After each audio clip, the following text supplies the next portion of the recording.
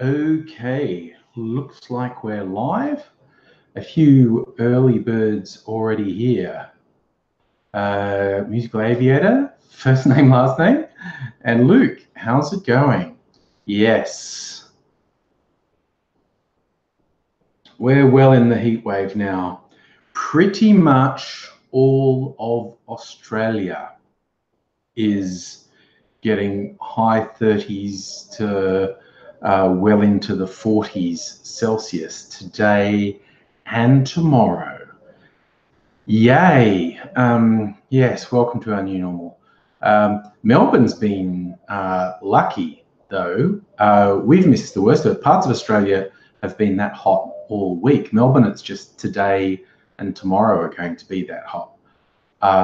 Doing well, thanks, Luke. And hey, Big Boy and Keiko. Oh gosh, Keiko, you're recovering from surgery. I would be more than happy to provide some distraction and hopefully brighten up your day a little bit. Aussie Gunbuddy, you like working night shifts in air conditioning, I assume. That would be maybe why you like it. Yes, because I love my weather app this afternoon talking about how the temperature's not going to drop particularly low, probably still be about 30 Celsius overnight. And it called it an oppressive night. Tonight is an oppressive night. So we'll try and beat the oppression. My shirt, it's a Totoro inspired shirt.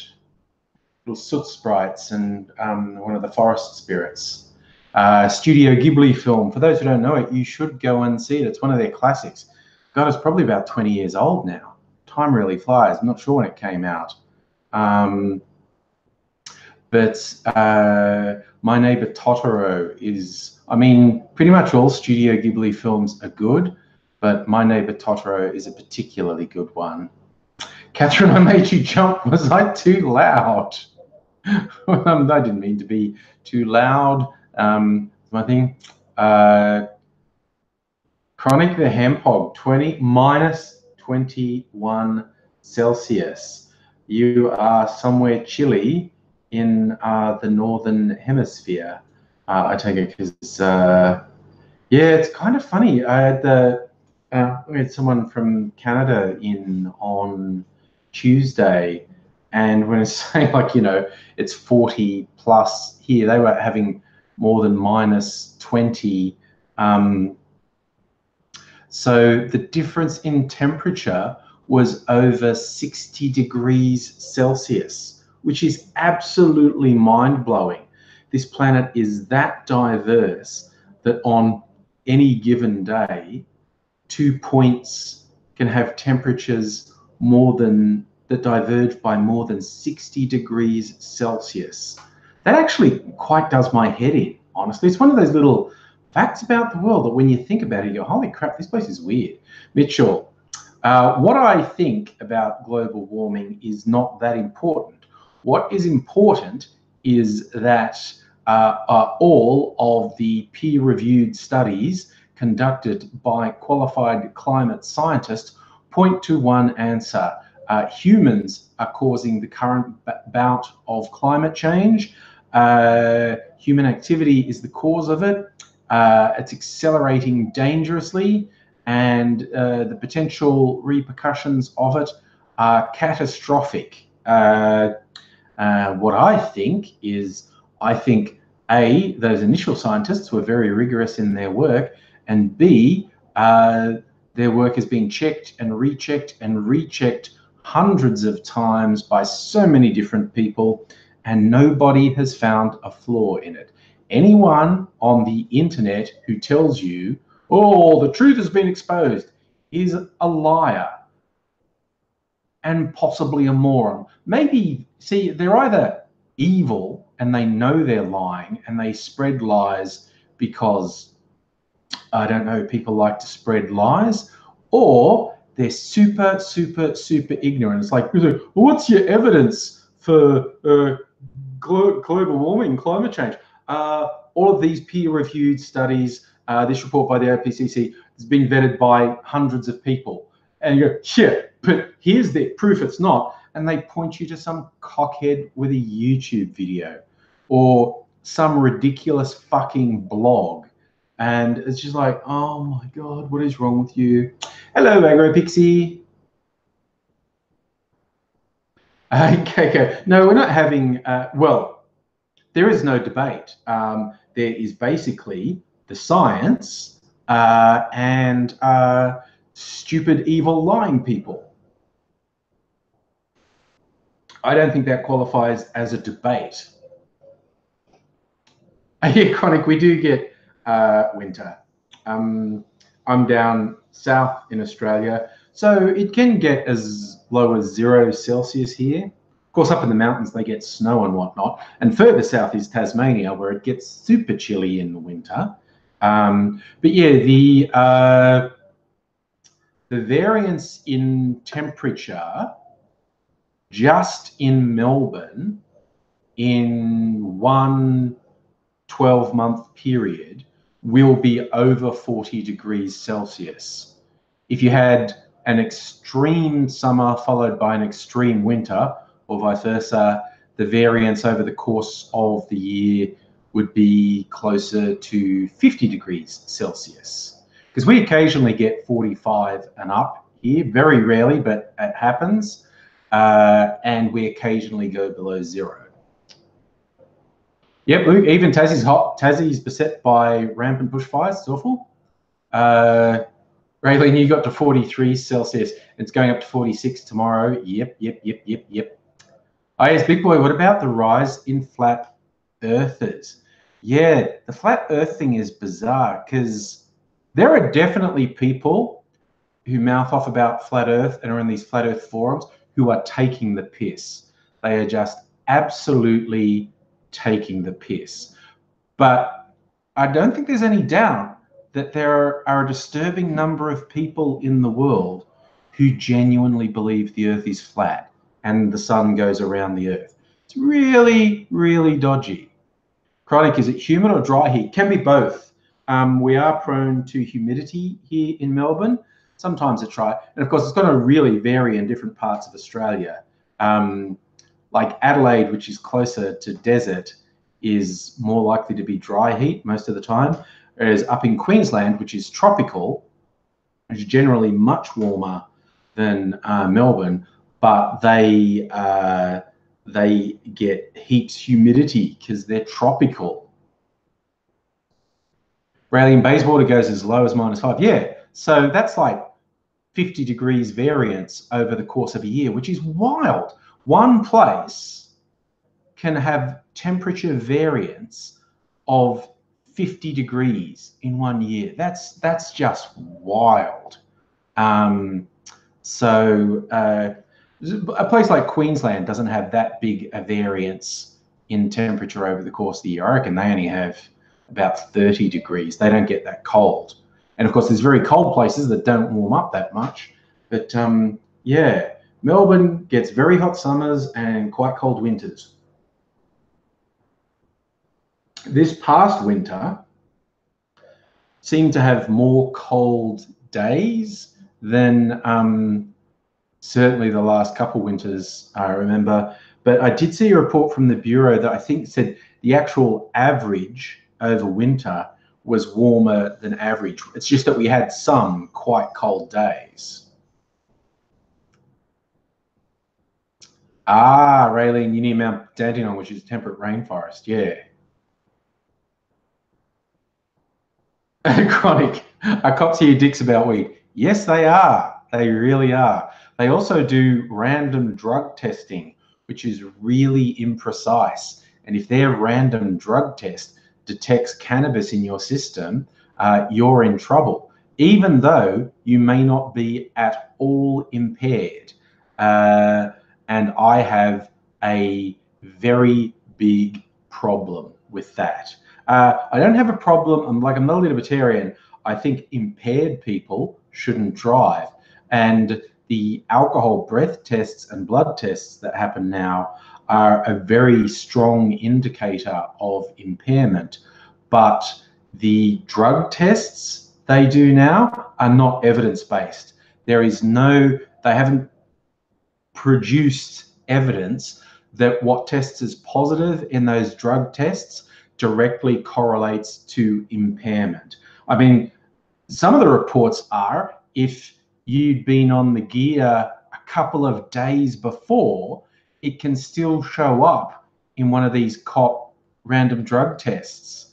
And I mean, everyone knows you're not still impaired a couple days later, but they will book you. And I think someone really needs to challenge that in court big time, because at the moment, the drug testing on drivers is not evidence-based. It really sucks. Oh yes, Nimbin. A few people pointing out Nimbin.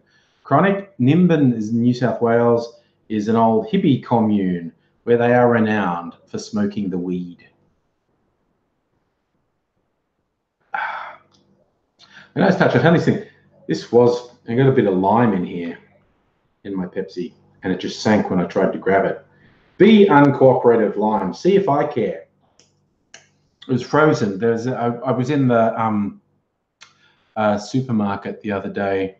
I do like a bit of lime juice in my Pepsi, and but limes are quite expensive. And there's a thing in the freezer, frozen limes, you know, for food prep and whatnot. And they were on like half price special, so they're actually quite cheap. So I got a bag of frozen lime pieces, and there's one in my drink, which is doing double duty of flavoring it and cooling it down. And I was just going to squeeze it to get the juice in my drink, and it sank, which is totally weird. Keiko, I'm Pepsi Max all the way. RC, what's that? You got a best book today, a brick of a book about scary, weird, strange stuff from the 70s. Nice, nice, nice. A dark decade. Yes. Yeah, like this is with ice and some frozen lime. Although I was going to make a cocktail a bit later. I have a specific one in mind. Chronic, so people drink for a buzz there. Drinking is a huge part of Australia's culture, a huge and dangerous and unhealthy part of Australia's culture. People do drugs all the time here. It's just that you get punished for it, sometimes quite severely. But yes, lots of smoking weed and doing ice and pingers and all sorts of things. Raylene, if you got pulled up for weed, you'd fight in court because it's for pain relief. Well, medicinal marijuana trials are happening in Melbourne now, which is interesting. It hopefully will be easier soon, really. And hello, Tendai, how are you doing? So, oh, RC, you're going to send me some pics of the book on Twitter. Awesome. I would be keen to see the dark and mysterious 70s. Yeah, Chronic, the expansion of legalized weed, look, I think it's a net positive. You get all these people who go, oh, you're legitimizing drugs. Oh, gateway. It's like, fuck off. Alcohol kills so many people. Alcohol is so much more dangerous than weed. You cannot make any sensible argument for the prohibition of marijuana while maintaining the legalization of alcohol, because alcohol is fucking deadly. It kills so many people, it ruins so many lives. And marijuana, as a general rule, doesn't kill people. So the continued making marijuana illegal is not really supportable. Big Pat, how's it going, buddy? In July, did the Australia Doesn't Exist thing started? Yeah, look, rumour has it started on flat earther forums. Honestly, that's one of the ones that makes me go, that's people taking the piss. That's people who are trolling the Flat Earth forums, and they didn't seriously. I basically think nobody seriously believes Australia doesn't exist. They were just being trolls, and they were doing it absolutely deadpan, absolutely straight. I don't believe there's anyone who thinks, well, okay, that's a stretch, because there are people who genuinely think there are a subterranean race of lizards who control the world. There are people who think there are secret hidden valleys where giants live.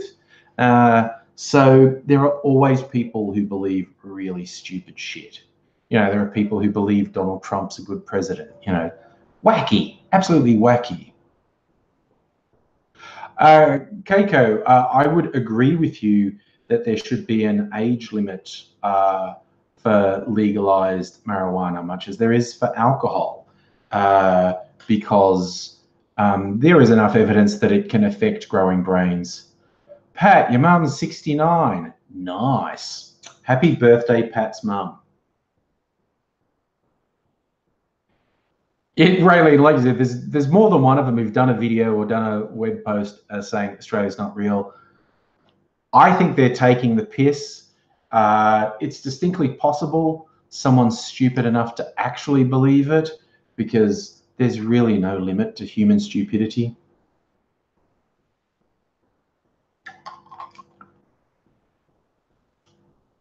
Yes, musical area. I think it's for clicks. I think it's it is saying extreme stuff for attention. Mind you, you get really weird shit, and I mentioned these a few times in the live chat. The conspiracy group known as QAnon. They are the absolute fringe of fringe conspiracists. Conservative, mostly old people who have this weird belief in Donald Trump having like saint-like powers, and basically everyone else, every Democrat, every Republican who's ever said anything negative about Trump, everyone in Hollywood, are all part of a massive pedophile ring, and Donald Trump is working behind the scenes to bring them all down any day now. Any day now. And like when Trump is inevitably facing criminal charges, I was going to say this lot would lose their minds. They've already lost their minds. But they will very loudly assert that Trump being charged with criminal activity is a false flag. And the pedophiles have won. So there you go. Oh, yeah, Luke. Oh, yeah. I would understand if you lose power, if it makes you disappear. Yes. Yes, I'm with you, musical aviator. I go because I melted. Chronic saying Trump won't get elected. How did he get elected the first time? I ceased to predict anything. I ceased to predict anything because nothing makes sense. Oh, Keiko, I'm having trouble placing who Alice Walker is, but I can understand you being upset if she defended David Icke, who's the primary proponent of the lizard people theory. Aren't she's anti-Semitic too? Awesome. Oh, Tendai, no, there are people who ascribe almost omnipotent powers to Trump. He's working diligently behind the scenes to save us all from this terrible entrenched evil. Like, it's absolutely deranged. It's so fucking weird. Chronic, yes, you're right. Trump did not win the majority. As a classic example of their system being a bit whack. Look, no electoral system is perfect. The first past the post system, which I think they have in England, is seriously flawed. I prefer Australia's system to America's, but see, a lot of people go like, oh, you know, the Electoral College in the US is terrible and completely wrong and should be gotten rid of. And other people say, well, if it was, you know, if you didn't have some weighting for smaller states, they'd never have a say. I think the truth is that between those 2 points, I think if every elected person represents the same number of people, then people in less populated areas get underrepresented. But the Electoral College in the US has clearly gone too far. The system's totally fucked, and it's like 3 states control the outcome of a presidential election. It's absolutely ridiculous. The American system is completely fucked. Okay, yeah, I thought I knew the name Alice Walker. She wrote The Color Purple, and she's anti-Semitic and a David Icke defender. That is depressing. That is definitely depressing. How do we get on to goannas? Oh, let's see. Musical aviator. Do the crocodiles know about the lizard invasion? Yeah, be on it. Yeah, crocodiles and goannas. That'd be right. And of course, the being a Doctor Who fan, Doctor Who has exploited that thing with Silurians, lizard race under the earth, since the 70s. And more recently in the new Doctor Who, the Silurians, there's some great episodes with the Silurians in them. But yes. Oh, really? Talk about the Catholic schoolboys. Yeah, no, they're horrible. Just the fact that they were bussed in to stage an anti-abortion protest wearing their fucking MAGA hats. They're fucking maggots. Chronic, what's a goanna? It's also known as a monitor, is a very big lizard. The various monitor lizards as an adult range from the small ones are probably 1 to 2 meters long, and the big ones from nose to tip of tail 3-4 meters, even longer. And they're not dangerous, they're just big. And sometimes if you're in country areas, they can be a little bit fearless and come into your house, which is not great because they're fucking huge. Oh yes, that Keiko, that line was one of my favorites too, from a great line from Doctor Who. I'm a lizard woman from the dawn of time, and this is my wife. Luke, I haven't seen the lamb ad for Australia Day. Tendai, they're not 100 miles, a goanna or a large monitor is not 100 miles removed from a Komodo dragon. They're different. They're both big lizards. Komodo dragons are sort of bigger. But yeah, they're in the same ballpark as each other's. Oh God, Raylene, you got tail whipped by a goanna and left a bruise for a week. I'll tell you what, I had this hilarious thing, holiday years ago in Darwin, up in the Northern Territory, where you get a lot of wildlife, fuck ton of wildlife, and did a day tour in Kakadu where you get to see a lot of wildlife.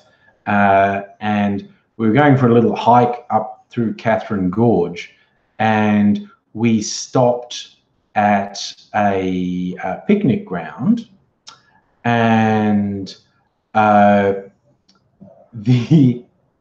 goanna, a big one, a big goanna, just strode through the picnic area, just ignoring all us humans. It was going towards a tree which was full of birds. It's a predator. It's a meat eater.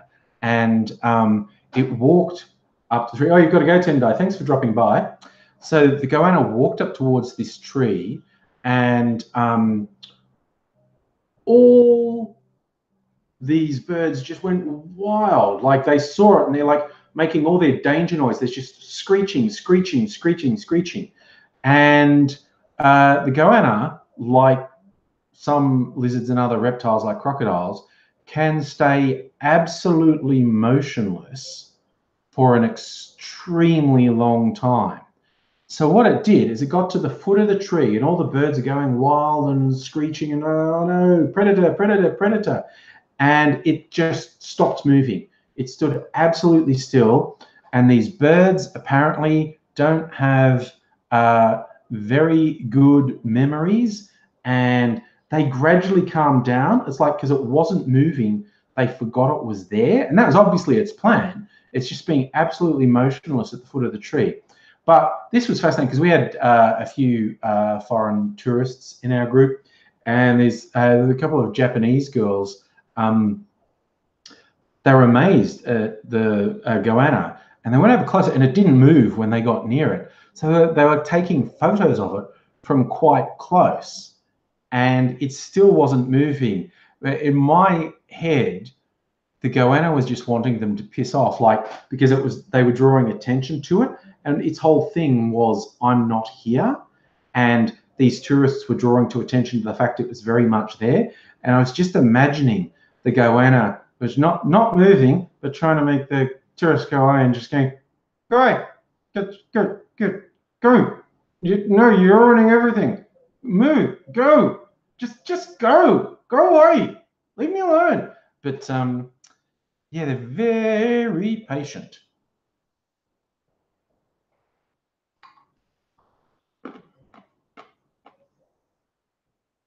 Chronic, Steve Irwin did do some pretty wild stuff.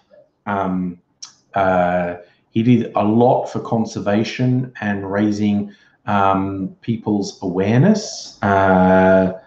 Bought up lots of what's called the hinterland in Queensland, bush areas that would have been released for development.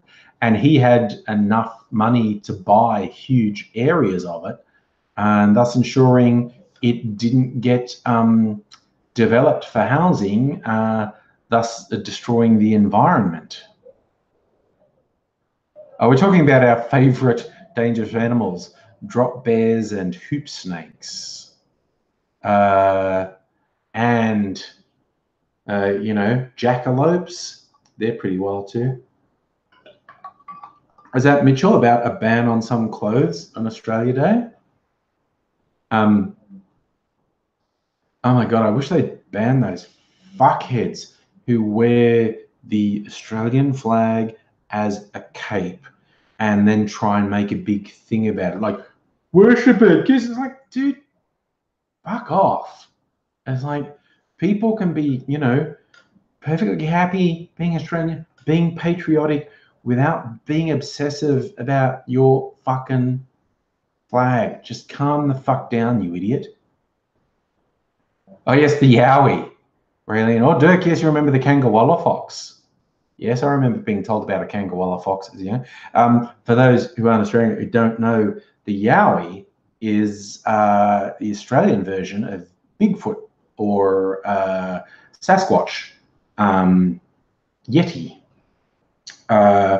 The Indigenous Australians, yes, believed in this large hairy man called the Yowie. It's very interesting. One of the more interesting stories of Aboriginal people actually being turned into a TV series. There have been 2 seasons of it. I think it's done in conjunction with HBO in the US. It's called Clever Man, and it ties in some very old Aboriginal stories. One is the hero is the clever man. That's the person within the tribe who's given special powers, but he has to deal with this thing. And there's this other race of people who've been rediscovered, who are colloquially just known as the hairy people, because they look to a large extent like other Indigenous people, but they are hairier. And they're also much, much stronger as well. But they, you know, had disappeared for millennia. But this is like a sci-fi superhero type show, and it's set in a near future where the hairy people have reappeared. And a young Aboriginal lad gets given the clever man powers.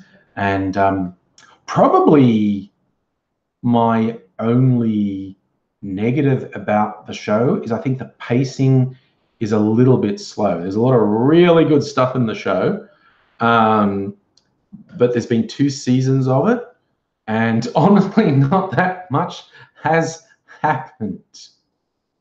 The pacing is quite slow, but the story's good. You know, the acting's good, and it is very interesting.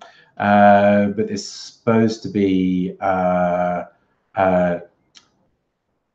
another season this year. Dirk, yeah, see, banning is problematic, except for extreme things like swastikas, etc. Yeah, when I talk about the fuckheads with their flag capes, I don't want to ban them as such. I just want them to fuck off and grow up. Absolutely ridiculous. Music creativity, you want to be naked except for the Australian flags, Australian flag budgie smugglers and Australian flags a cape. That's cosplaying as Tony Abbott, which is a little bit disturbing, quite honestly. The idea of cosplaying as Tony Abbott. Oh dear. I'm going to do a video at one point on this guy who's like the world's worst political cartoonist. He's such a cliche, and he's so heavy-handed. His name's Ben Garrison. He's an American political cartoonist, conservative political cartoonist. His technical skills as a cartoonist are actually pretty good, but he's one of those ones who does everything with arrows and words written on it. Like, he doesn't do something that implicitly tells you what it is he's done. He's so heavy-handed, he labels everything, and he has an obvious sexual fixation on Trump because he always draws Trump as this huge, muscly He-Man, like, you know, basically the actual opposite of Trump, which is super weird. The way he sexualizes Trump is fucking weird. Like, it's one thing to be a Trump supporter, but another thing to share with the world your sexual fantasy of an imaginary Trump is super, super weird. I know there were some conservative cartoonists in Australia who tended to fetishize Tony Abbott a little bit when he was PM, always draw him in the budgie smugglers with a six-pack. But in their defense, Tony Abbott is at least healthy. Like, for his age, Tony Abbott is in incredibly good shape. So at least the guy's fetishizing him. It was somewhat based on Abbott's actual appearance. But yeah, this guy's sexualizing Donald Trump. Super fucking weird. Super fucking weird. I've seen the thing pop up a couple of times. What do I think about moving Australia Day? Having a national celebration that marks the invasion and the beginning of genocidal colonization is shit. Okay? You can have a national day if you want one. That's a shit one. I really do like, there's a website and they have a Twitter handle called Indigenous X, and they published a thing this week. I think I talked about this on Tuesday. They published a thing this week that he said, like, no, I'm not putting any effort into change the date because that doesn't achieve anything. What I want is to change the nation. I want to change so we're not denying the actual history, that we're not marginalizing people, that we're not celebrating the dispossession of the Indigenous Australians. I want the country to change. Moving the date is meaningless if you don't engender significant change within the country. I really like that idea. Really, how would Mrs. Angry describe Trump worshippers in a professional sense? For those who don't know, yes, Mrs. Angry is a psychologist, works in the health department. I think, well, a lot of them are opportunists. I think a lot of them display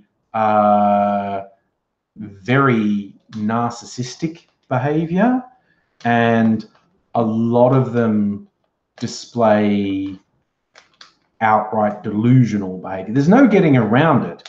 There are people who are Trump supporters who are capable of aggressively asserting things that just aren't true. And I don't mean like a concept of his economic policy, like having a trade war with China. You could argue whether that's a good or bad thing. And you could think someone who is on the opposite side to the argument is wrong. But there's opinion in that. And his racist fixation, with a border wall and being really harsh on refugees and migrants and whatnot, you can have opinions on that. But you see it all the time. Trump and his supporters really quite aggressively assert things that are factually incorrect. This is not a matter of opinion. They will fixate on things that simply aren't true. And some of them, I have no doubt, are faking it. Some of them are just opportunists and fucking sociopaths who are asserting a blatant untruth because it fits with their power game. But there's millions of them who assert stuff absolutely that's just not true. And this is it's not opinion like the economics. It's not opinion like immigration. It is stuff that is objectively, factually wrong. There is nothing that supports it, and there's everything that contradicts it. And it's just like, wow, what the fuck is going on there?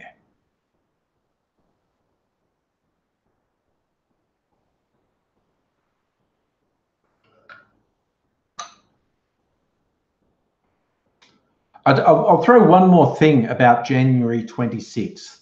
The date is basically meaningless. It's only been the decreed national holiday since the 90s. One of the absolute bullshit lines, people who defend that date, so it's tradition, you can't change what we've always done. It has only been the decreed national holiday, Australia Day, since the 90s. Okay, prior to that, it used to get celebrated on all sorts of different days, in different states in the same year. So there is no fucking tradition. And also, the overwhelming majority of people who act as if the date is important can't even fucking tell you what happened on this date. They go, that's when Captain Cook discovered Australia. No, it fucking isn't. And it's just, how can the date be that important when they don't even know what it marks? It's absolutely ridiculous. Chronic, is it an excuse to get drunk? Well, probably will be for me, my friend. I won't be going out anywhere. I want nothing to do with the crowds that want to make a big thing about it. I'm not going to really rag on anyone, but I want nothing to do with them. Mitchell, who owns Australia? That's an interesting question. Well, I'll tell you what, Aboriginal Australians would not say they own Australia so much as they were custodians of Australia, but they were here. Britain claimed Australia with the legal fiction called terra nullius, basically saying there was no one here. And it's a complete lie. And you probably stuff that you take for granted because of the shallowness of our education. People say, oh, the Aborigines didn't have a society. They were just nomads. No, there were hundreds of nations within the Australian landmass. They had society. They had trade between nations. They had a multitude of languages between the nations. And there was also quite a concerted resistance to the occupation that's come to be known as the Frontier Wars, which eventually the British won in their usual genocidal way. So we're not told hugely important things about Australia's history. The Aboriginal Australians are completely marginalised and either omitted or we're told lies about them. Lugi, I just saw you asking there, do I play D&D? I have not played D&D for a very long time, but I used to play it. It's a fun game. I quite enjoyed role-playing games, but I have not done it for a long time. And hello, Safa. Yes, in terms of white Europeans, Safa, the Dutch were believed to be the first to find the Australian continent. Dirk Hartog and his pals landed in Western Australia. We're still, one of the islands off Perth is still a name they applied, Rottnest Island. Stands for Ratnest Island because it's quokkas, because I'd never seen quokkas are super cute little marsupials, like miniature squishy kangaroos. And when the Dutch saw them all over this island, they thought they were huge fucking rats. So they called it Rottnest Island, and it's still called that. Yes, Dirk, that it is extremely likely Chinese and generally Southeast Asian seafarers visited the northern and western coasts of Australia for centuries. The big thing is Cook wasn't even the first British person to sail here. It's the degree to which people's understanding of our history is fucked. It's really, really mind-blowing. Yes, Arthur, the British, well, not just the British, let's be fair, the British, the French, the Spanish, the Belgians, basically all the European colonizers were incredibly fucking brutal. Like, oh my God, I saw this one the other day. It was the Belgian king who ordered their expansion in North Africa, like the area of the Congo. They're saying he's basically responsible for the murder of 10 million people. It's like, fucking hell. Jesus, that's a stain on your history, isn't it? And, oh my God, like even just one of the really twisted stories about Cook's voyages, like, because he didn't just go to Australia, he went all through the Pacific, and he did it a couple of times. And there are these stories, and this is in the journals of the people who were on the boat. The sailors were let loose on the islander population to fucking rape children, like under 10-year-old children, and more than half the crew had syphilis and other sexually transmitted diseases, and Cook knew it, and it was a deliberate thing to see what infection would do to these island populations. Like, it's fucking psychotic. You get Scott Morrison going, oh, sure, Cook did some bad things, but it was the time, you know, just by time. Some bad things means widespread child rape and deliberate mass infection of populations, like psychopathic stuff.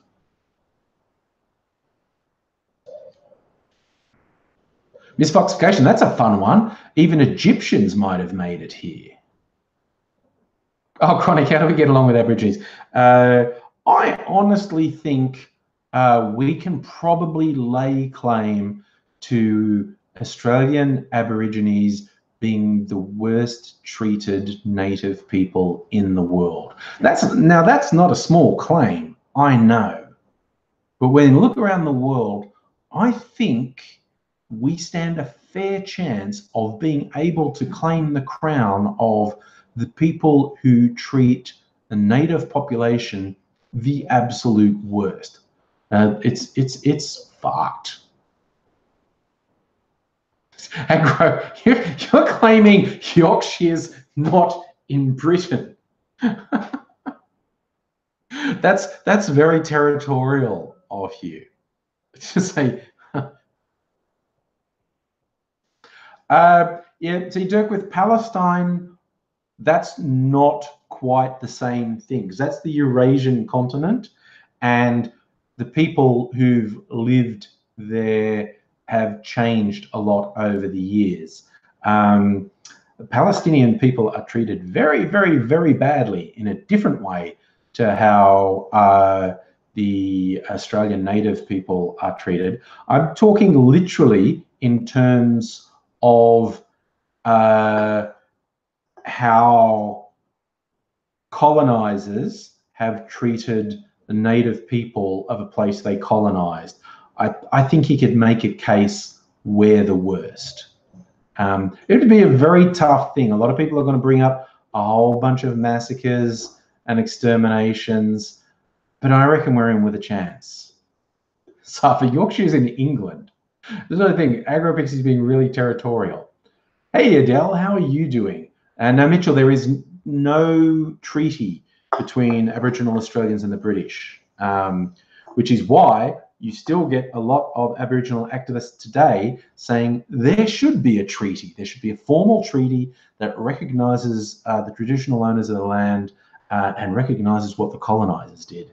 Well, that was probably useless, because New Zealand, they did have a treaty between the British and the Maori people, and the British just fucking shat all over that treaty, as the British will want to do.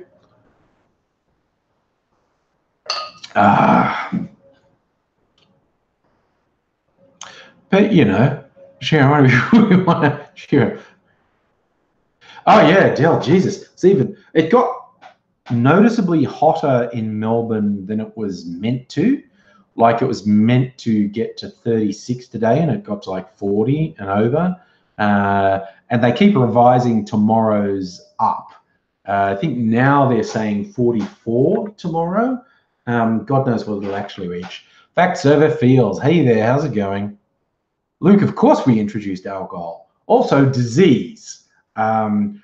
Great practices of British colonisers around the world, introducing alcohol and disease. Yes, I know you're taking the piss, aggro. Very good. Oh yes, Arthur, the country areas are always hotter than Melbourne. So if we get 44, they'll get 46 or something. If it goes higher, it'll be higher there.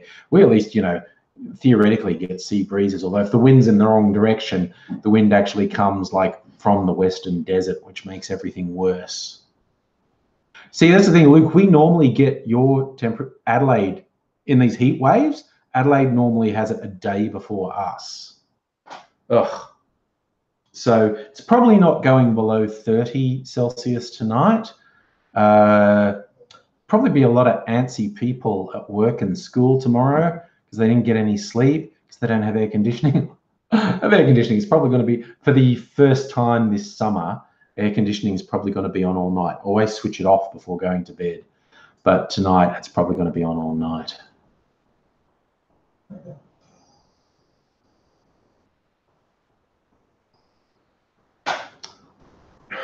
Ms. Foxcation, you hit the nail on the head. Our relationship with Indigenous Australians is complicated. The benevolent dictator stuff of banning alcohol and some other things, also they banned alcohol and porn in some communities. And a lot of people said that's racist, saying that they can't do it. But then there were people within the communities who said they wanted, but it wasn't universal. You tend to get really selective reporting of who supports what. If someone wants to say that's government overreach, you'll get feedback from a bunch of people within the community to say, we don't need this, you need to treat us like adults, this is racism and government overreach. But if you're someone who thinks that the alcohol problems in the community is bad, you can trot out a whole bunch of people who say, yep, we do need to ban the alcohol and whatnot. We need all these stringent things in place because there are some very big problems in the community, which of course they are. It's complicated, basically. And oh yeah, facts. Do the Kiwis have a good relation with Maori? Well, their Maori culture is considerably more elevated and respected in New Zealand than Aboriginal culture is respected in Australia. That's a very big difference between the two countries. Now, this is one of those things where I don't want to say anything too far-reaching because I'm not an expert on the subject, but it would be interesting to hear from Maori community leaders in New Zealand if they think that surface level respect for Maori culture translates into actual proper treatment of Maori people. I'm not in a position to say either way, but yes.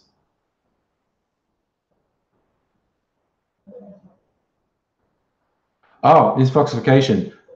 Yeah, like I say, you can point to problems in the remote communities, and then things like banning alcohol and whatnot are only band-aids when the underlying problem, them being totally isolated, the rampant poverty, no support, and basically bullshit from successive governments. This is not something I'm going to lay and say, oh, it's the Liberal Party, we're conservative and racist and awful and whatnot, because I haven't seen the Labor Party do anything particularly groundbreaking and fixing problems. I think it's a real problem.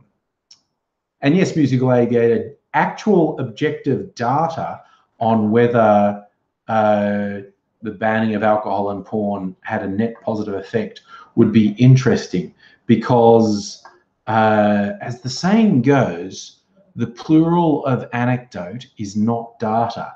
And when you get stories about communities in crisis, it's very emotive, and you hear very disturbing stories, and you want to do that. Has to be fixed. We have to do something about that. That is the natural reaction. But there's also the element of, is this really being objectively measured, or are we getting blinded by really dramatic, emotive stories? I don't know. Chronic, for a simple question, do Aborigines have their own land to live on separate if they want?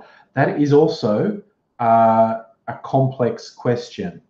There's all sorts of things where native title has been granted over some areas.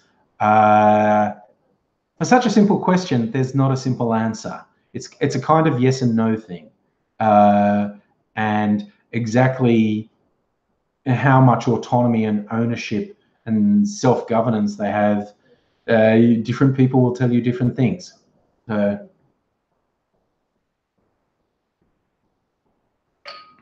You know, the last 50 years has seen some significant breakthroughs with recognition of what we call native title. People saying like, yeah, they are the traditional owners of this land, and they never actually ceded ownership of that land. We should recognize and respect their connection to their land. How it's administered is really complex. Yeah, Chronic, I know what you're saying there. Native Americans have literal own land and their own laws. I don't think that exists anywhere in Australia.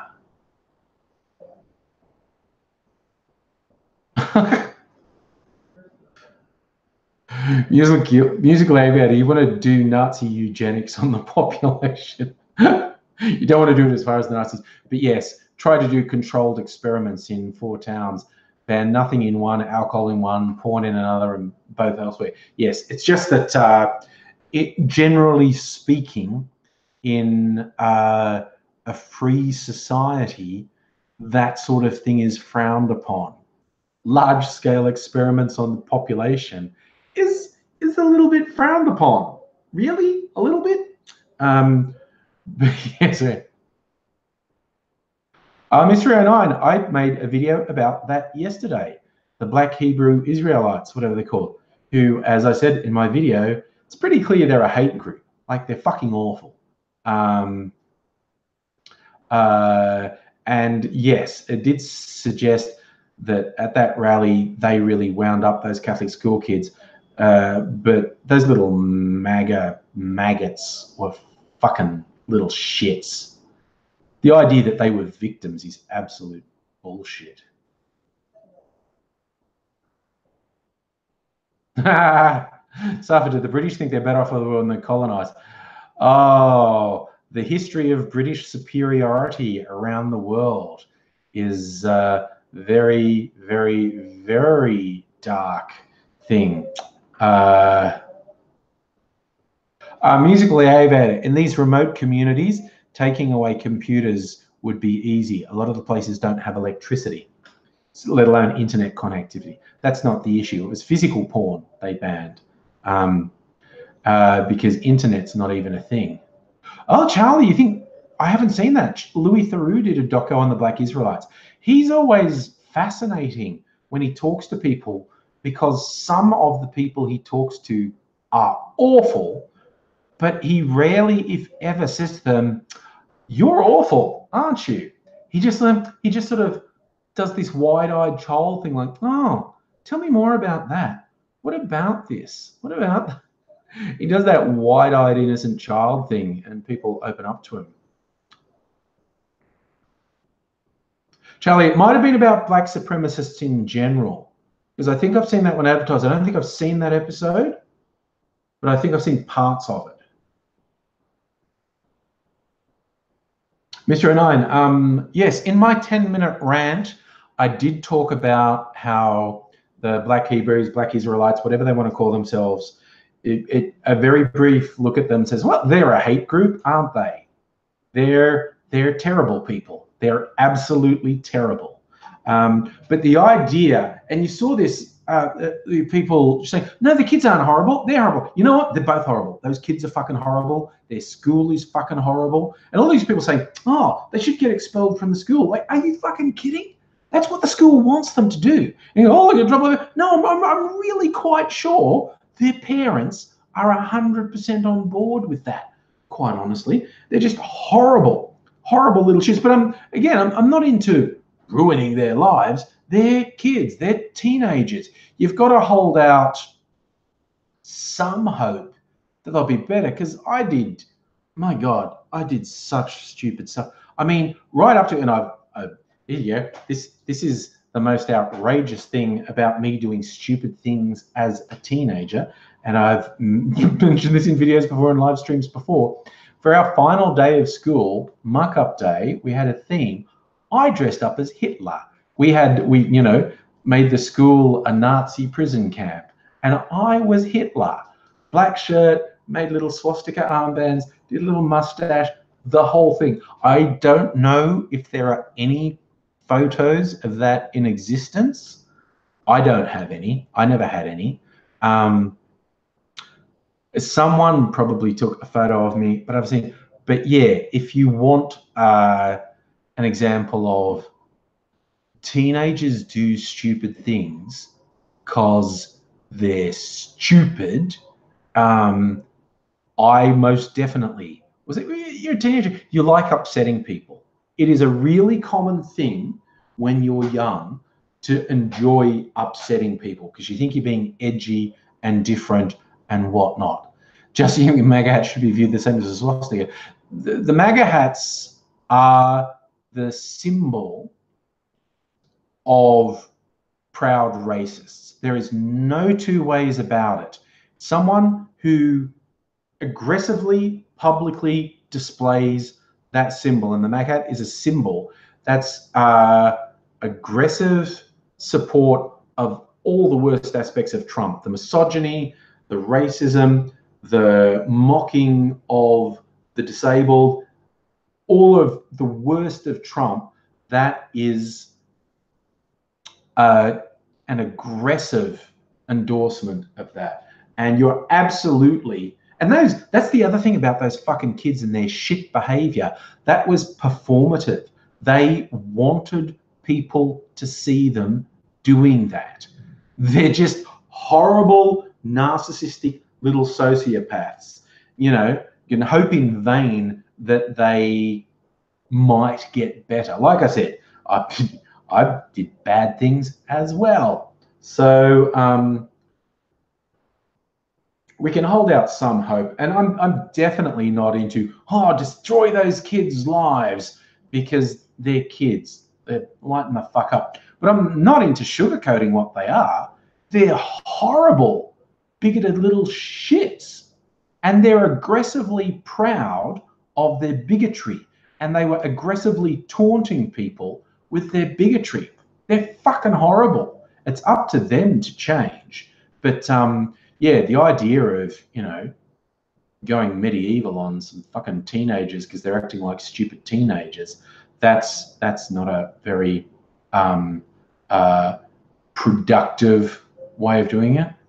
So, Mitchell, have I heard of the original sovereign tribal federation within Australia? I don't know specifically what you're talking about there, actually.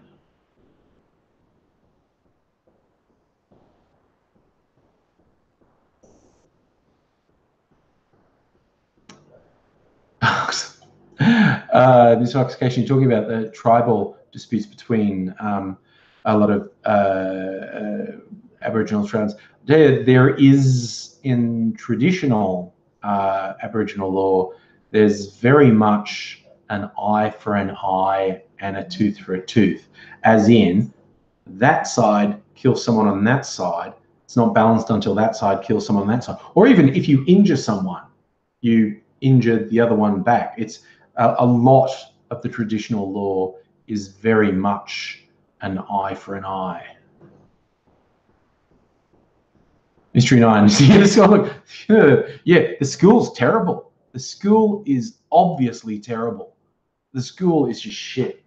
Oh, look, I lined things up because I finished my Pepsi and I actually got a bunch of stuff together. I am going to make a cocktail, and we need to name it because I'm actually just using it. Mostly, the idea for this started with this one. This is a white chocolate liqueur, and I think it has a limited shelf life, and I probably should finish it. From Salzburg. The Mozart Distillery is in Salzburg. This is not very high alcohol. It's like 15% alcohol. But it's like a white chocolate liqueur. And I thought I could make it up. Now, this little bottle. This is my chili rum. This is white rum, an Australian white rum that's been infused with some chili rock candy. And this is not pretend chili. This is made with chili oil in the rock candy. So this has got some serious chili bite. So I figured I'm going to put those two together. I'm going to put a little bit of this too. White creme de cacao. That's a chocolate flavored liqueur. And I even thought, because the red going into the white is probably going to make quite a pink drink. And there's this whole group of weirdos out there who obsess about me. And they're very upset that I drink cocktails because that's not masculine enough for them. And I thought, well, I want to really upset them. I should also include some egg white in that, because then it just won't be pink. It will be pink and frothy. And they're very easy to set off these people. But I actually think this will be a good cocktail. Fire and Ice, I think Agro Pixie already wins. The coolness of the white chocolate and the red rum. Fire and ice, I think, is a winner. I'm going to call this a fire and ice. So I've just got to get the egg white out of the fridge. Oh, I'm going to get a block of ice too. So that's not what I want. This is what I want. Okay, egg white. Put that there. Get my tiki mug. My cut glass tiki mug. I love this. And rum's a very tiki sort of cocktail, so that's a good fitting mug for it to be in. All right, I've got my big ass square cubes of ice. Put that one here. Whew, okay, so now comes the time where we're going to mix everything up. Okay, so I'll have to shake that a little bit. Hopefully it hasn't gone off and I don't poison myself. Okay. Ooh, see, it's like white chocolate. It's not very strong. I'll put 2 of these in. Okay. Some of that. It's musically better. You're right. These guys being so insecure that they get worked up about what I drink. It is very weird. It's a bit of the red rum, the shining. That it? All right. We're talking about Obama, and if people knew what he did as a kid, George Bush was a cocaine addict. It was always glossed over by the Republicans. George Bush was a cocaine addict, had at least 2 arrests for drunk driving, never convicted because the family connections got him off every time, but he was arrested for drunk driving at least twice. All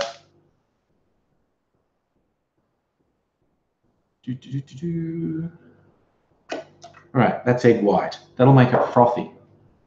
Okay, so now, little cocktail maker's secret that I have mentioned before. Often, when people shake cocktails, it's very noisy because they're shaking it with ice to chill the drink.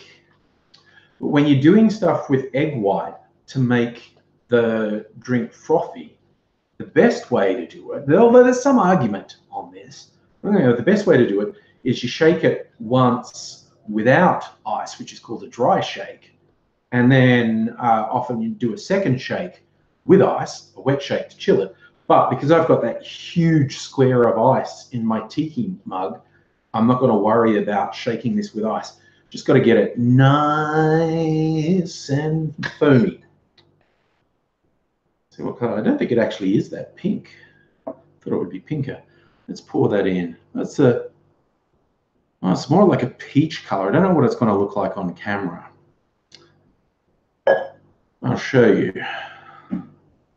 Look, pink. Looks. I think it looks really white on camera. But it's sort of very light pink, peachy color. Oh, Chronic, you're going to be a wuss about egg in a cocktail. I think it's like American food handling is so bad. There's a higher risk if you use raw eggs. You might get food poisoning. It's not really such a big deal in Australia, but your whole cocktail experience is going to be a bit boring if you don't use either egg white to get frothy drinks, including in my all-time favorite cocktail, the whiskey sour, and there's some that you use the egg yolk in, and that they're usually called a flip if there's an egg yolk in the drink. Plus you get actual drinks like, oh my God, what's the one that's actually an egg base? It's like a alcoholic custard, basically. I don't mean eggnog. Oh, can't remember, but it's a mix you use. So I'm hoping that's chilled now. Yeah. Oh, that's good. See, a good cocktail has a couple of different flavors in it. A bad cocktail just tastes like cordial, basically. If you go to a bar and they're shit at making cocktails, the cocktail will probably be very, very colorful drink, and it'll be sickly sweet and taste like cordial. But a good cocktail should have a couple of flavors in it. And this one, the initial taste is the chocolate liqueurs, the white chocolate liqueur and the creme de cacao. It's very chocolatey flavor, and the egg white does give it a really nice consistency, but the chili is like this slow burn. You go sort of down here, and you feel that as it goes down. Warms the soul, does this one. So although I just made it just to use up something I had, I'm giving the Fire and Ice a thumbs up. And a thumbs up to AngryAussie for coming up with the name Fire and Ice. It is sort of like an icy color, that little bit of pink, sort of little thing. And yeah, I love that. This is the sort of thing that would wind the haters up, that I'm drinking a pink frothy drink. AngryAussie, look, next time you come over to my place, I will make you some proper cocktails. So I mean, I'm not averse to sweet, because I often put like some sugar syrup in the cocktails. Like I said, my favorite one is a whiskey sour, and I normally, not everyone makes it with a sugar syrup, but I tend to. It's like whiskey. Make it with scotch if you want to, makes it quite smoky. I'm more likely to make it with bourbon or rye whiskey, the American whiskies. But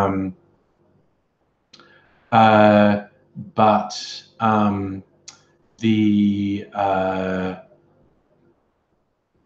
what was I saying? Oh yes, the whiskey sour. So as whiskey, lemon juice, egg white, and sugar syrup when I make it. So not everyone puts sugar syrup in it, and not everyone puts egg white in it. So there can be little variations, but it's like whiskey, lemon juice, and I do egg white and sugar syrup. And that's my other favorite is the sidecar, which is it's like Cointreau and brandy or cognac. So it's an orange liqueur. I have Cointreau, but you use triple sec or other orange liqueurs. And a brandy or a cognac, and lemon juice. And I will often put a bit of sugar syrup in that too. That's an ace thing. Mystery Nine, what do I think of the shirts that say real men wear pink?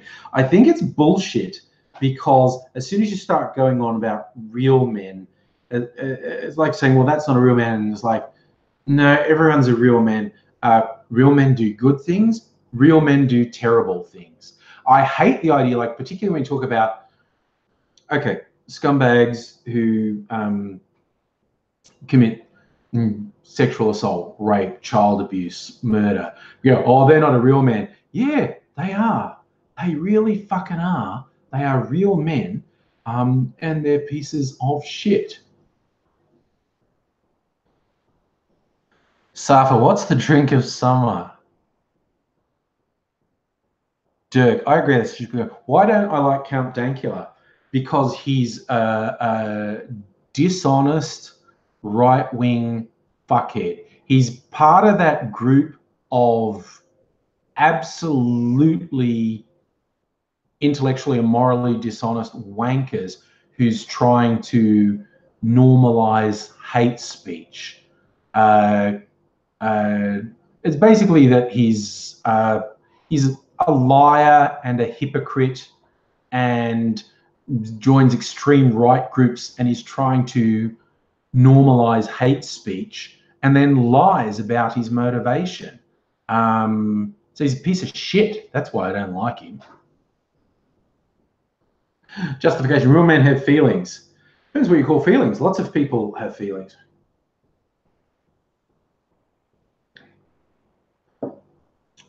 Safa, will Palmer get back in? Look, the question remains if Palmer will even actually really be standing in the next election. Fuck knows. The guy is a pathetic, vacuous twerp. Yes, chronic. It's the sad fuck with the Nazi pug. Yes. Yes. I think you hit the nail on the head, Miss Foxification. Real men who mix colours and whites in the wash wear pink, whether they meant to or not. I know, I have literally done that. I've literally done that. Wash a white shirt with a red shirt and end up with a pink shirt. These things happen. Yeah, I dislike the whole idea of people talking about real men, blah-de-blah-de-blah, because I think it lets, however you couch it, however positively you frame it, you're letting someone off the hook. This whole real men and not real men is not something I buy into. Yeah, Safa, Homer wore a pink shirt to work, but as he rightly said, he wasn't popular enough to be different.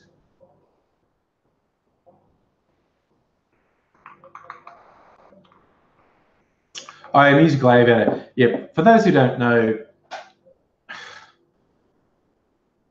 Clive Palmer is a failed businessman, wants to be a politician, narcissistic fuckwit. His aspirations are so low that he aspires to be a pathetic, third-rate shadow imitation of Donald Trump. That's how low his aspirations are. And he paid to send unsolicited text messages to people saying, blah, blah, blah, you'll get this great thing if you vote for Palmer.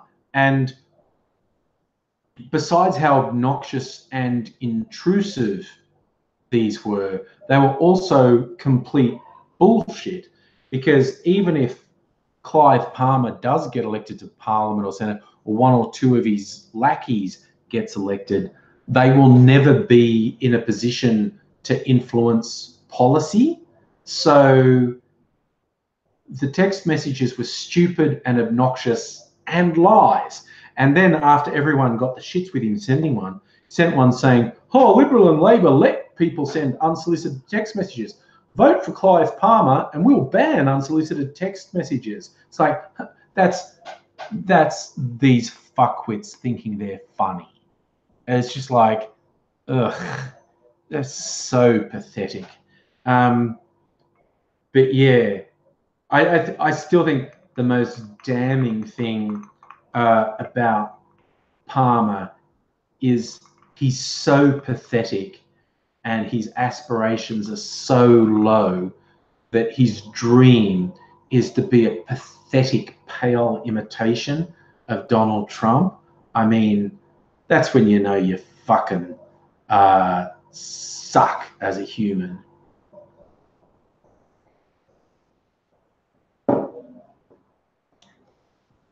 Mystery 9, we're going to bash the manosphere. Oh, yeah, I guess Dankiller is part of the manosphere, isn't he? They are a bunch of sound. Oh, God. I look, every now and then, what cracks me up with so many of these right-wing activists, like these are people with no actual power and whatnot, is they unashamedly do and say mind-bogglingly stupid things. Like, it's really embarrassing. Like, America's full of them, especially the young ones. There's one guy called Jacob Wall who's got a mad sexual obsession with Trump. What are the other ones? Charlie, what's his name? And there's 2 or 3 of these young fuckwits in America, and they just consistently say the stupidest things, and it's like it's absolutely irrelevant. Like there's never any repercussion. There's never a price to them for them to pay for saying mind-bogglingly stupid things. And it's like the young idiots are bad enough. But there's one guy, I think he's Canadian, and he's older, and you, God, haven't you learned better yet? Stephen Molyneux. But he just consistently says really stupid things, like he's just dyed-in-the-wool white supremacist racist, and consistently says the most stupid things to justify his racism. Like, he's obsessed with IQ. He thinks IQ is an objective scientific fact that proves something, and IQ has always been subjective. And when it really comes down to it, all IQ measures is how well you did on that IQ test. Like, it correlates to nothing. In and of itself, IQ correlates to nothing. And he goes, oh, people with high IQs, no. You conveniently ignoring all the factors that go into making someone successful. And you're going, oh, and because they went through a Western education system and Western universities, when you give them a Western IQ test, they do well on it. It's like, but all that test, literally all that test is measuring is how well you did on the test. It's in and of itself, it is no indicator of success. It's no indicator of quality. It's no indicator of what sort of person that is and what they can do. And the hilarity of asserting that IQ tests aren't culturally based and culturally biased when they have questions that would be completely meaningless to anyone who didn't go through that education system. You could do the same thing, create an IQ test for someone who was raised in a completely different environment that they would do really well in, and someone who went through the Western education system would do really badly in. But this guy Molyneux is obsessed with IQ, and he's going on about it. He's always going on about it. And he's doing it on Twitter again recently about IQ, blah, blah, blah. And someone said, dude, no one takes IQ seriously anymore. The science has evolved. You need to do the same. And he did this really pontificating, oh, science doesn't evolve. And it's just like the suggestion that scientific insights do not change over time, that conclusions drawn in previous experiments and studies are proved to be flawed because we've discovered new information. The idea that science and knowledge doesn't change over time is so ridiculous. It's embarrassing that this is someone asserting their intelligence and saying something so stupid. But, mind you, the guy's probably into phrenology as well. He's probably, well, this proves the white man is superior to the black man because of the shape of their skull. And, oh God, what was his, oh, his other classic is like, when people say, well,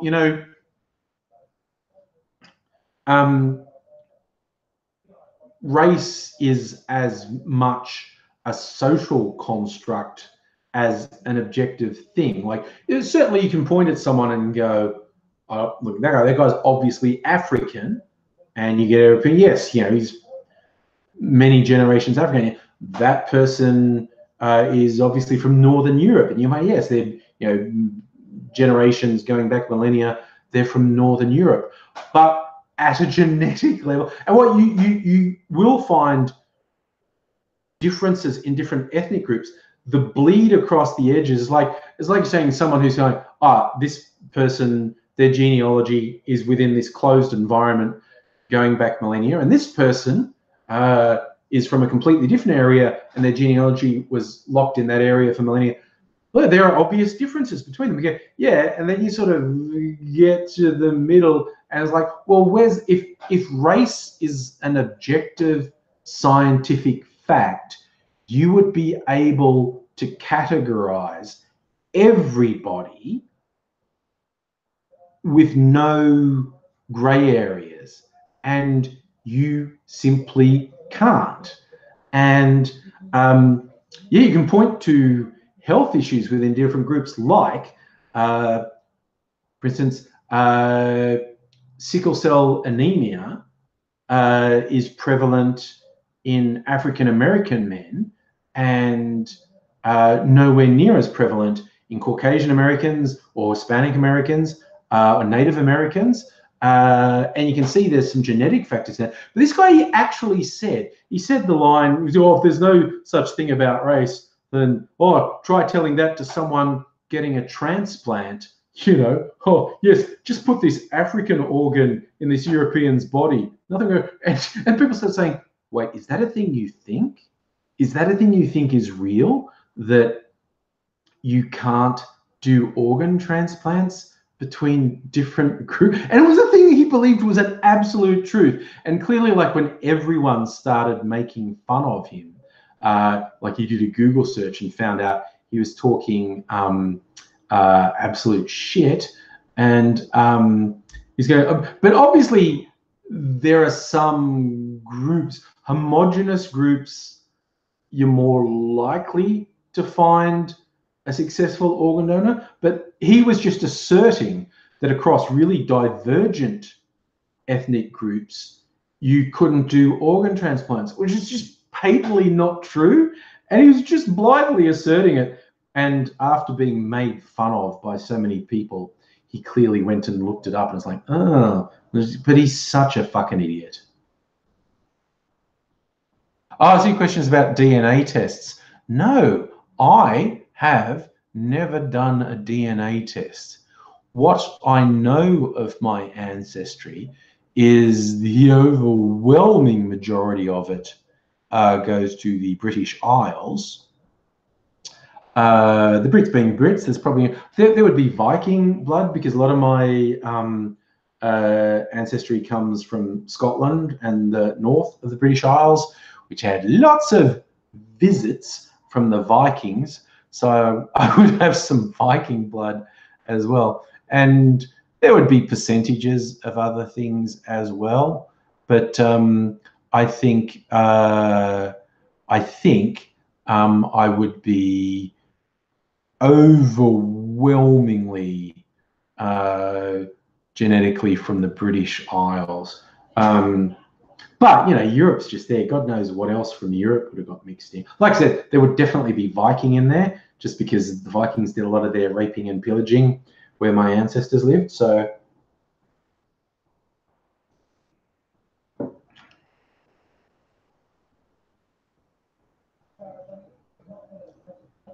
yeah, Dirk. Sorry, I just saw that. You did raise a big bit with Stefan Molyneux's rampant stupidity. We can actually transplant pig parts into a human successfully. So, yeah, it's just... But this guy is spectacularly stupid and regularly spouts absolutely ridiculous shit to support his... And it's all to support his racism, because he's through to the bone white supremacist, ignorant, racist garbage. But oh my God, he's an idiot. Like, he's just, and his obsession with IQ is hilarious. Like, I made fun of him a while back, and this was on the scale of things he says, this was quite innocuous. But it's his obsession with IQ. He said, "Oh, you know what? Young people, like, he meant like under 20s, right? Going for a job interview, invest in a professional IQ test. That's the most value thing you could ever do. And when you go for a job interview, you just drop that IQ test on the thing, and they will be wowed. Oh my God. And if it's a job that wants soft skills or values humanities, run away. It's terrible." And hello, Stella. I will just diverge for a second to say hello. But okay, I work as a contractor in the IT world. Okay, so, and Stefan Molyneux worships technology and like mathematics and science and the purity of it all. I'm a contractor, so I do lots and lots of interviews because I change jobs every year or two. I've had 4 different jobs in years. That's rare, but occasionally I do a succession of contracts that are only 3 months long. 3-month contracts are actually really brutal because normally you've got to crunch a lot of stuff into that time.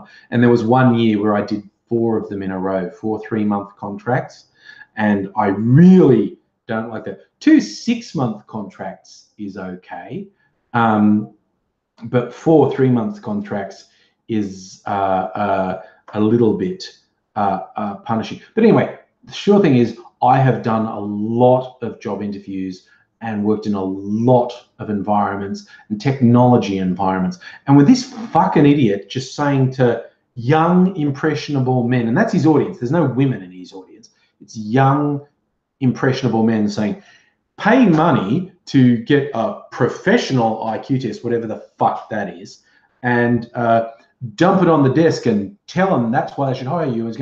I've been through a lot of interviews, and basically no one has any interest in an IQ test. No, see, it doesn't matter if you're applying at a university to be a lecturer in advanced mathematics. They don't give a flying fuck about your IQ. And the idea that a young idiot rocks up to an interview, ignores everything they said they wanted to hear about, and lobs an IQ test at them and goes, there you go, that's all you want, out the fucking door. They will not consider, they will instantly write you off as a total fuckwit. It's like, this is the worst advice I'd ever seen. And he was giving it to really impressionable idiots because his followers are fucking idiots and they're really impressionable. And this was terrible advice. Like, I've done a lot of job interviews, and I know in the over like 99% plus of jobs, if they didn't ask, no one asks for an IQ test, but if they didn't ask for an IQ test and you lob it in front of them and go, it's my IQ test, they might not laugh at your face, but the instant you leave the room, they will laugh. They'll just go, what a fucking knob. They will instantly go, that guy has no clue, no idea. Oh my God, he would be awful. Let's definitely not hire that person because he would be awful. And my God, this Stefan Molyneux is such a fucking idiot, honestly. What sort of work do I do, Chronic? I'm a business analyst. It means I write a lot of documentation, requirements documentation, system documentation. So I am the big communicator. I'm the one who has to bridge the world between the business side and the technology side and communicate everything clearly enough that both sides understand, which can be quite a challenge, but I enjoy it. Justin, do people ever learn about my YouTube activity Sometimes. No, I don't usually tell people about it. Sometimes they stumble on it. There's been a couple of really funny times when someone did. It's never been a negative to me. I've never had someone go, I just saw what you did on YouTube. You can't work here anymore. So yes.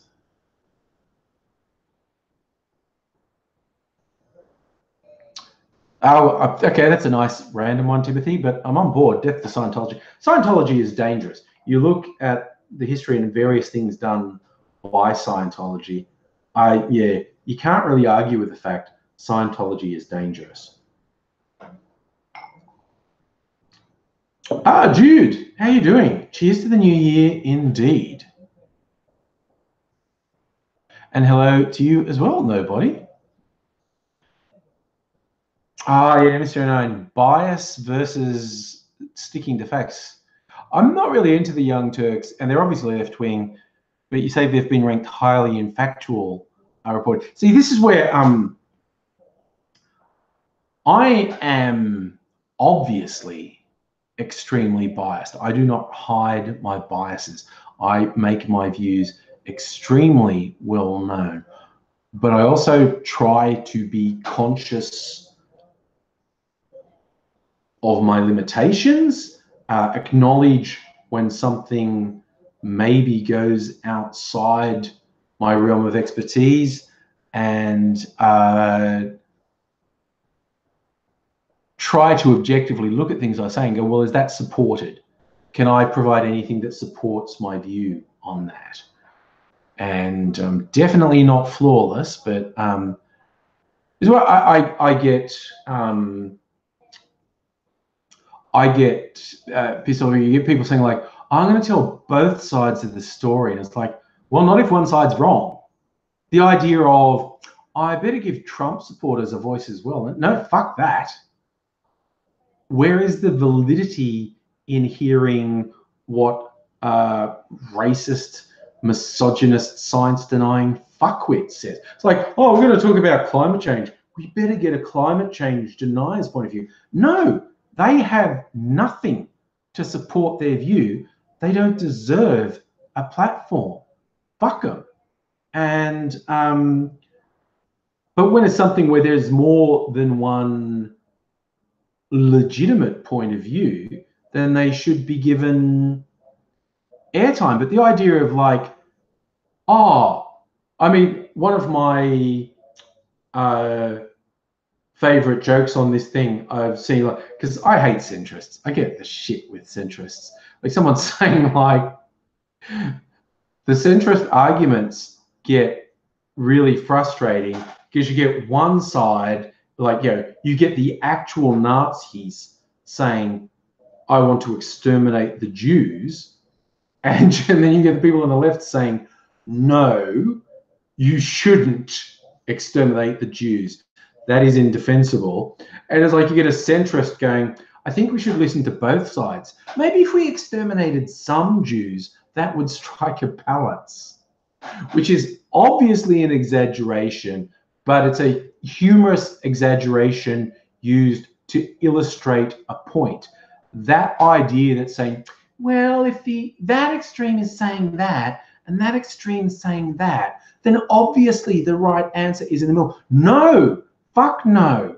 That is a deeply flawed way of looking at stuff. There are times when the position that when I look at something and come up with what I feel about something, people looking at the outside might say that is a really centrist position. And I go, well, that's based on me looking at this, this, and this. I drew this conclusion. Most of my views are going to be on the left, even the extreme left, because I think the extreme right is full of shit. Like when you get people who are fascists and Nazis, white supremacists, when the core of their ideology is violence and the extermination of other people, they are fundamentally and intrinsically completely wrong. The idea that compromise can be held with someone whose central position involves the extermination of someone? No, there's no concession to be made with them. They're wrong. Oh, Stella, yes. Classic Simpsons. How to balance things in politics. Abortions for some, little flags for others. Kang and Kodos. Don't blame me. I voted for Kodos. Oh, I feel very hot. Hey, excuse me for 1 minute while I check something, and I will be right back.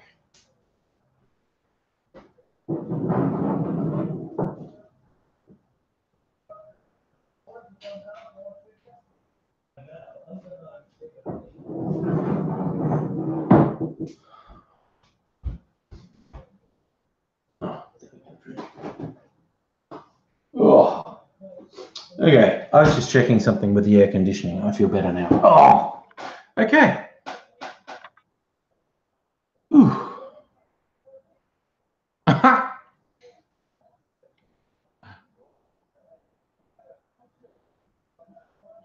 News Corp is left leaning.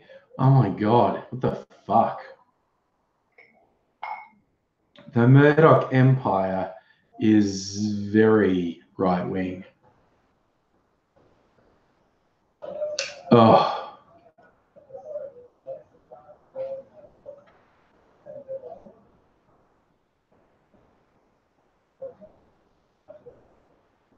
Oh, Chronic, I was saying there, that's like a, what do we call that? A fifth columnist. People, agents provocateur, people within various groups, whether they are political or religious groups, going in there trying to whip up extremists to out them to the cops. That's it. Oh, Jude, you like the whole, that's like a cat hotel there. Regularly have Mimsy in here. I don't know where she's enjoying the heat somewhere. She often comes in. I have no idea where she is at the moment. She's hiding somewhere. When I do a political compass test, I never do. I don't need a fucking quiz to tell me what my politics is. It kind of does my head in.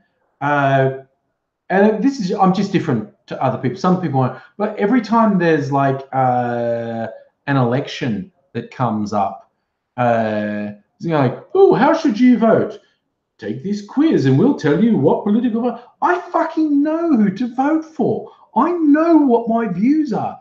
I know what political party is likely to be more aligned with me. I don't need to take a fucking quiz on Facebook. That's not, I'm being really down on people who do it. People are different, but it's just super weird to me. People going like, oh, I did a test and it told me I fucking know what I am. Jesus. I astute. That's the thing. You colorized that, didn't you? I got confused and thought Frank did that.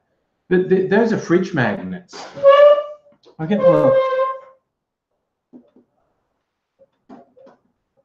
and someone did a pencil drawing, showing these off the other day, and then various people did colorized versions of it for me. You did this colorized version, didn't you, Jude?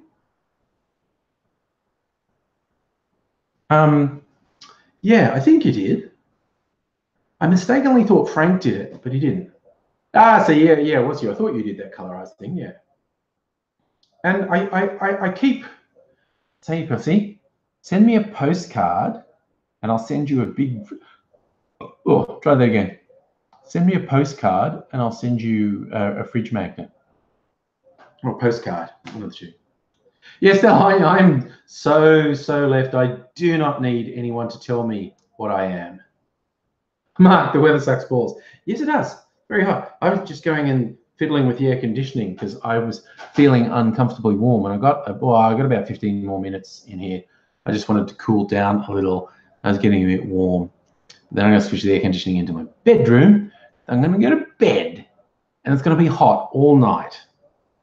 So, I don't know what's the temperature now. I might be able to find the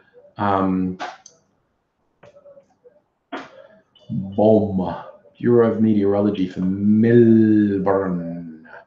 What is the current temperature for Melbourne? It feels fucking warm. And I love it. They just said, it's an oppressive night. I don't think I've ever seen them say that before, that it's an oppressive night. It's such a moody way to put it. It's like a really emo way to describe the weather. It's oppressive, very oppressive. What's the, I'm trying to find current temperature though. There's a forecast. Christ, they're saying 44 tomorrow. Shit.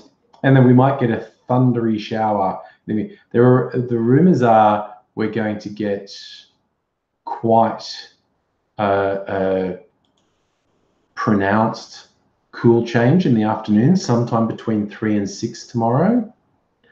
I can't find the current temperature. All right, I want to do a search.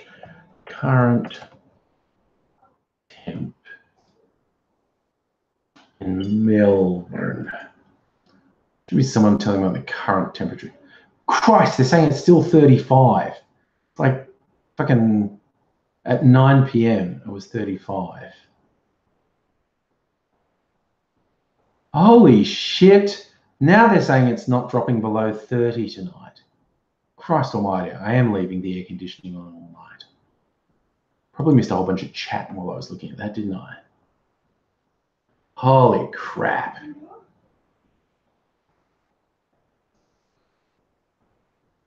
Ugh.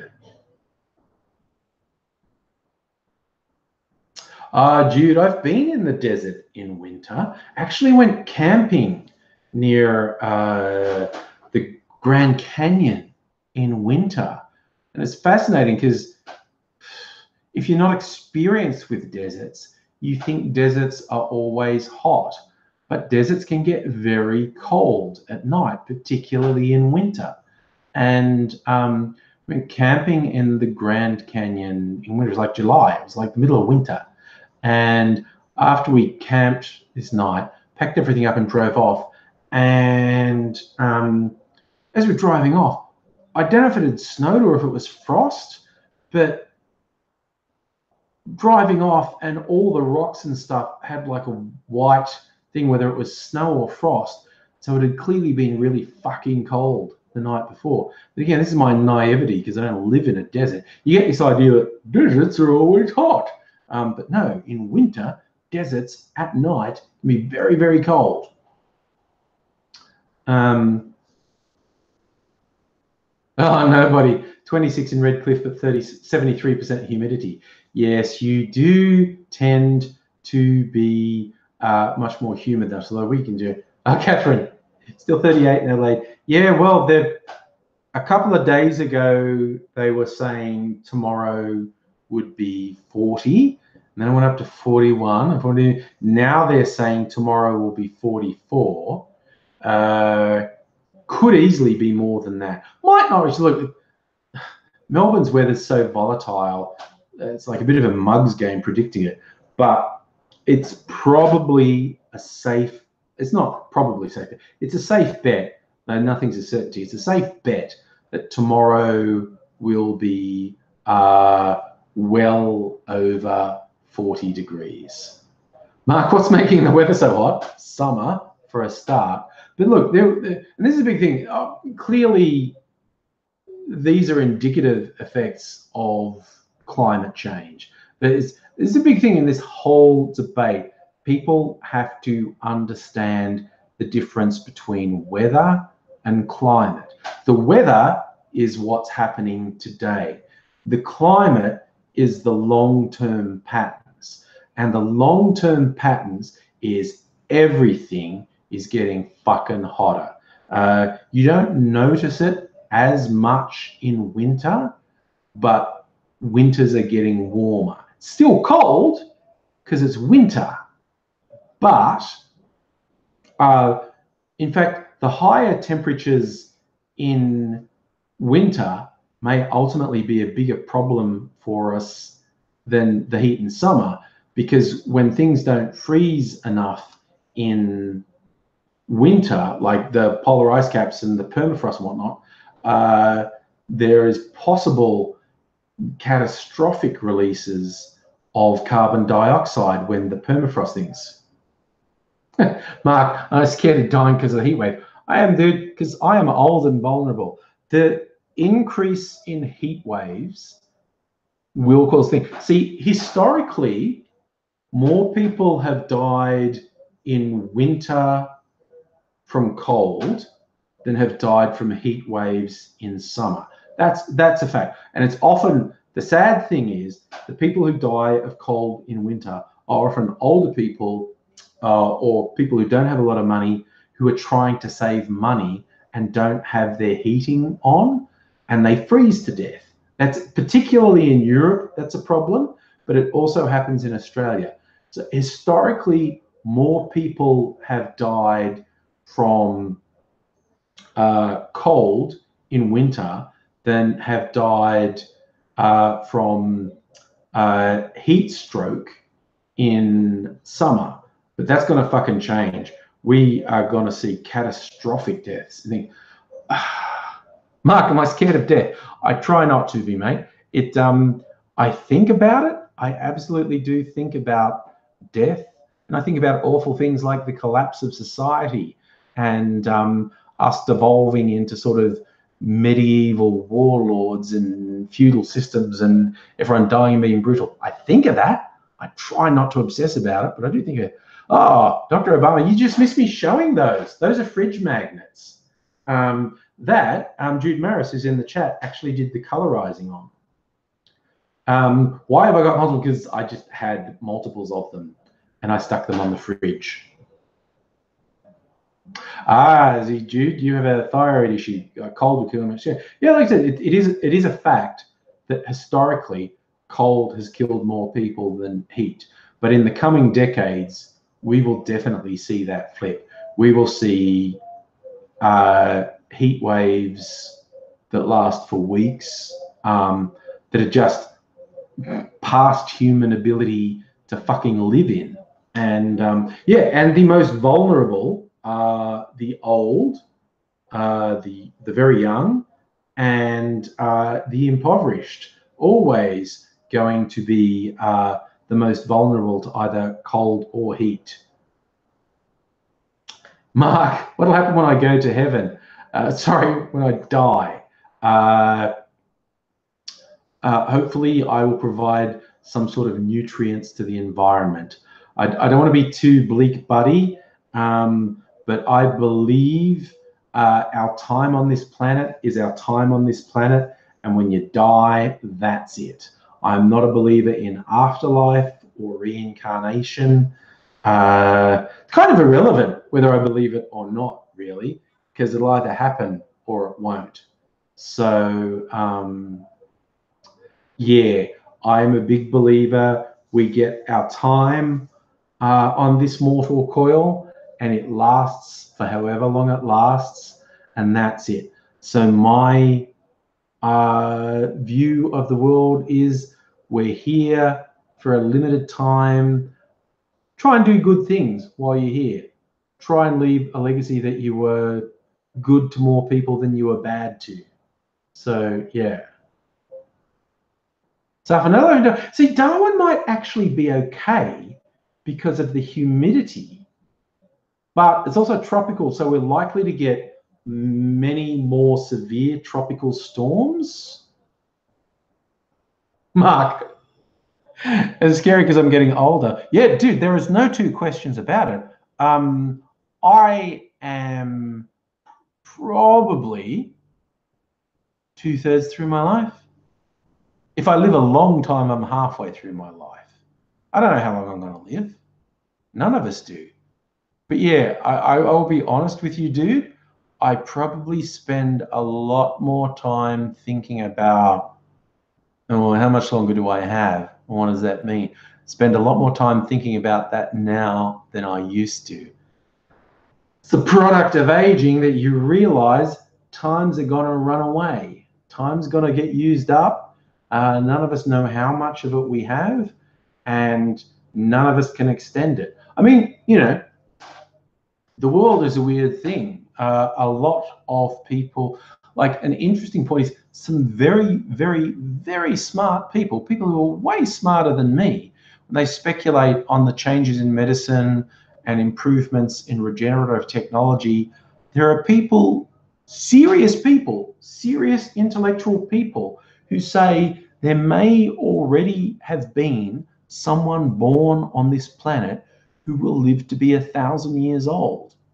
That is perfectly possible. The extremes of the longest lived people is going to get more extreme, because, you know, the longest lived people now are like 120 to 130 years old. So they were born in the fucking 19th century or the early 20th century, where the life expectancy was really short, but they lived to be 120. So with us, say the expectancy is 75 to 85, but the outliers we might know people who live to be 200. It's weird. Mark, oh, you've got cancer. Well, fuck cancer. That's another thing. Cancer runs in my family, man. My father, my mother, my older sister, my aunt, my uncle. Disturbing number of cancer cases, basically. So, dude, medicine does great things. I hope you get a positive outcome. Big thing is, dude, none of us know. I can't guarantee I don't get hit by a fucking tram tomorrow on my way to work. Random outlier events happen all the time. You got all my best wishes, all my positive thoughts. There's a lot of medicine on your side, and I hope it comes out for you. But it is a reminder, none of us know how long we've got. Okay, God, I'm gonna say something a bit of a no, dude. 32 is too young, and I hope there's some good treatment for you, and I hope it works for you. I, in my life, have only ever seen one person who died recently from trauma. I've seen multiple dead bodies. I've seen multiple people who've died from trauma, but I've only seen someone who just died from trauma. They got hit by a car. I was walking on St Kilda Road. This person had clearly just been hit by a taxi. It was night, and they were probably jaywalking. They were covered with a sheet. Like, the ambulance had got there just before me. They were still lying on the road, the sheet over them, but there was blood trailing out from under the sheet. And I just realized, fuck, like, really recently, that person was just walking around. Someone's expecting them to come home tonight. They were expecting to go to work tomorrow. They were expecting shit to go on, and it didn't.